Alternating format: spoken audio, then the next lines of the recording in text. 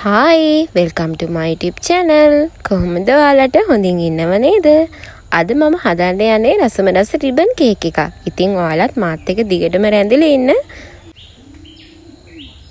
අපි ඉස්සෙල්ලාම බටර් ටික හොඳට බීට් කරගන්න ඕන. මේ පෙනෙන ආකාරයට ඔයාලත් බටර් ටික බීට් කරගන්න. ඊට පස්සේ අපි සුදු සීනි 250ක් අරගෙන ඒක හොඳට බ්ලෙන්ඩ් කරලා සීනි හොඳට පොඩි වෙන තරමට තමයි බීට් කරගන්න ලේසි. අපි ඒක ටික ටික එකතු කරලා බටර් එක බීට් කරගන්න. දැන් බිත්තර කහමද ටික එකතු කරලා හොඳට බීට් කරගන්න මේ පෙනෙන ආකාරයට. අපි දැන් මේකට වැන්නලා තේ හැඳි දෙකකුයි ෆ්‍රෙෂ් මිල්ක් හරි කිරි හරි මේ තේ හැඳි දෙකකුයි එකතු කරගන්න ඕන. ඊට පස්සේ මේක හොඳින් කවලම් කරගෙන අපි මේකට හලාගත්ත පාන් පිටි ටික එකතු කරනවා. පාන් පිටි වලට බේකින් පවුඩර් එකහු කරලා තමයි හලා ගන්න ඕන.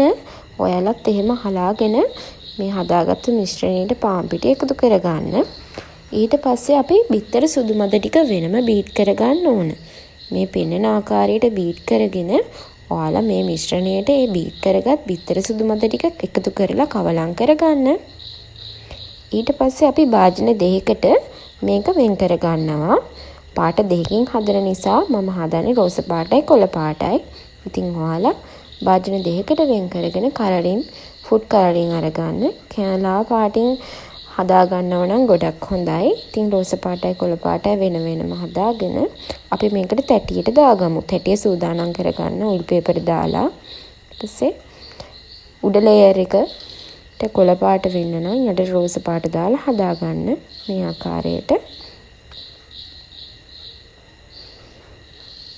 දැන් අපි මේක සෙල්සියස් අංශක 150ට දාලා විනාඩි 40ක් බේක් වෙන්න තියමු.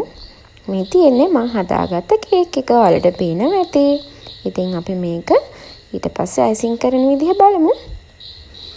එනව නේද ලස්සන කේක් එකේ. ලස්සනට කොළ පාටයි රෝස පාටයි හොඳට මික්ස් වෙලා ඇවිල්ලා තියෙනවා. ඉතින් ඔයාලත් මේක හදන්න බලන්න. දැන් අපි මේ කේක් එක දෙකට මැද්දෙන් කපා ගමු. ගානට වෙන් කරලා මැදට අයිසින් ලේයර් එකක් දාගමු. පේනව නේද ලස්සනට තියෙනවා. ඉතින් මේ විදිහට අයිසින් ලේයර් එක දාලා අපි ඒක උඩින් අර කපාගත්ත කේක් එක තියලා හදාගමු. ඉතින් ඔයාලට කවුරු හරි ගෙදරට එද්දී විශේෂ දවසකට මේ වගේ කේක් හදාගන්න පුළුවන්. විශේෂයෙන්ම අවුරුද්ද කාලයට කේක් කඩෙන් ගන්න ඕනේ නැහැ. ඔයාලට ගෙදරදිම හදාගන්න පුළුවන්. ඉතින් ඔයාලත් මේක හදලා try කරන්න. මේක මාරම රසයි සොෆ්ට් එකට තියෙනවා. අනික රසට හදාගන්න පුළුවන්. ඔයාලත් මේක try කරලා බලන්නකෝ. ඉතින් මාව දිගටම බලන්න මාව subscribe කරන්නත් අමතක කරන්න එපා. එහෙනම් අදට ගිහින් එන්නම්. bye bye. වීඩියෝ එක හොඳ නම් like කරන්න, comment කරන්න, share කරන්නත් අමතක කරන්න එපා.